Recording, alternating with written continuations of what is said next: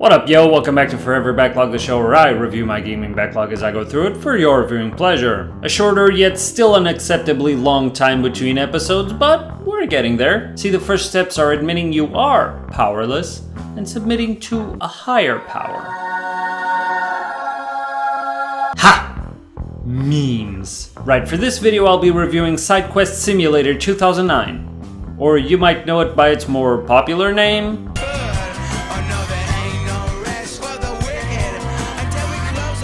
yes, Borderlands, the game that somehow made it acceptable that people draw fake abs on themselves. Also that's super edgy. Don't ever stop doing that. Borderlands was developed by Gearbox Software and published under the 2K banner on PC and the old PS3 and Xbox 360 back in 2009. You can call it an action role-playing first-person shooter. You can also call it a loot-driven shooty bang bang. Which brings us to this episode's drinking game. Take a shot every time I say the word loot. Forever Backlogged Inc. is not responsible for any sudden alcohol poisoning and is also not incorporated in any way. And this is why. See, the way Borderlands was first described to me, and I have since seen a lot of people make that very same analogy, is that Borderlands is not a shooter, rather a Diablo type game with shooter mechanics. You play as one of four classes: Hunter, Soldier, Siren, or Berserker. And your character is basically one of the many mercenaries lured to the planet Pandora in search of an ancient alien vault said to be full of treasure. Each class specializes in certain weapons and possesses unique abilities just like you'd expect. Much of the gameplay focuses on mowing down hordes of enemies, be they soldiers, the ranged killers, the planet's own fauna, or other vault chasers like yourself in pursuit of experience points and better gear, really. And this is what I meant in the beginning. This game is very unapologetically about the loot. Much of the experience they were going for revolves around the drive to progress and buff up your character, quest after quest after quest. And in that regard, the experience is very streamlined and polished. There are generous drops throughout, the fields are littered with tiny boxes, small chests, medium chests, big chests, very over-the-top chests. Item-specific vending machines are also always nearby. They also made it very easy for the player to compare and contrast the various drops, making you instantly identify the better options and carry on with more looting. You even start to memorize what shape of chest drops what items. That's how effective this system is. Again, very unapologetically about the loot. I mean, even the end goal of the game itself is you going after a vault. It doesn't get any cheekier than that. And the game pulls this off very well. You shoot some dudes, you level up, you scavenge for better equipment, no slowing down. Alternating between story quests and side quests is also fast and effective. At any given time, you'll have a bunch of quests on you that you can accomplish simultaneously and reap all the rewards, feeling like a proper bounty hunter. And that singular focus defines much of what the game offers, but, and this is what ultimately did it in for me, also what it doesn't offer. First, you can describe the plot in a single sentence as I have done already. Sure, you collect diary entries and reports that, while not without some humorous moments, slowly clue you in on the fact that there is no plot. And even if there was any resemblance of background story or setup for this, it's so inconsequential that there might as well not even be there. One such example is how the game will make it look like you're being guided by this mysterious guardian angel character that will appear to you in cryptic visions, only to add nothing of substance and act like a bona fide cheerleader.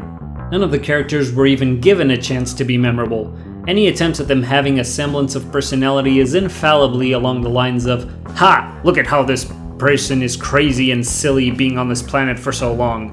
I think it's pretty clear that they were trying to emulate the charm and wit of the Fallout series, starting with the setting no less, but failing miserably, rehashing the same uninspired character template over and over.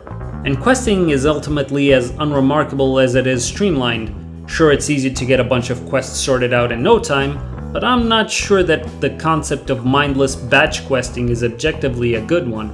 Right, but then you say, "Stop getting your story and your character development all up in my looting shoot-a-thons." Fair enough. Though for me, the game really didn't deliver on that end either. Okay, so I played the sniper class. I realized some of the issues I had may not apply to all classes, but this was my experience. First, they did the exact same thing I complained about way back in my cringy second video about Mass Effect, where they make the handicap to sniping about it being shaky and inaccurate, which is completely nonsensical. It got to a point where even with maxed out sniper skills, I was more accurate with a scoped revolver than with my rifle. What's more is that I would miss perfectly placed steadied shots, while the enemy AI can just spam automatic weapons from a mile away and actually hit me. Second, an annoyingly large percentage of enemies in this game show up out of nowhere to sprint at you, making your sniper use very limited on a lot of these encounters. The counter to this is that the sniper class specializes in a repeater type pistol as a secondary weapon, but I found that constantly switching out to your shitty sidearm wasn't all that fun. Then there's the issue where your main class skill is to summon, and that term is used very loosely here, some bird type thing that can only attack enemies in your line of sight. You can't even toss it and then get to cover like you would with a grenade. You have to call it up and continue to stare at a foe in order for the attack to actually do anything. And on the subject of classes, before starting the game, I actually went online to get a feel for which one I should choose. I ended up on some page where this dude was arguing for the Siren class, as I guess she has some sort of teleporting or fast walk ability that makes the backtracking in the game more bearable according to him. I read that as, I'm sure you have a point, but certainly that should not be a deciding factor. Picking a certain class to offset poor game design? Nope. Turns out dude was right, backtracking is a total bitch in this game, and I regret not following his advice. Honestly though, it isn't all bad. Combat is undoubtedly the best aspect of the game. Sneaking up on big enemy settlements and picking them off from a distance was fun. Trying out new weapons and gear was fun. That there were always baddies around for you to shoot was fun. One-tapping fools in the face for that their crit damage was fun. In the end, however, what cripples most of what's enticing about this game is the same overall theme. How it starts to promise something really good in the beginning and just never delivers. Like, if you had a graph showing this game's progress over time, it would look like a real steep climb at the beginning, but then just flatlines and never picks back up all the way to the end. And this applies to nearly everything.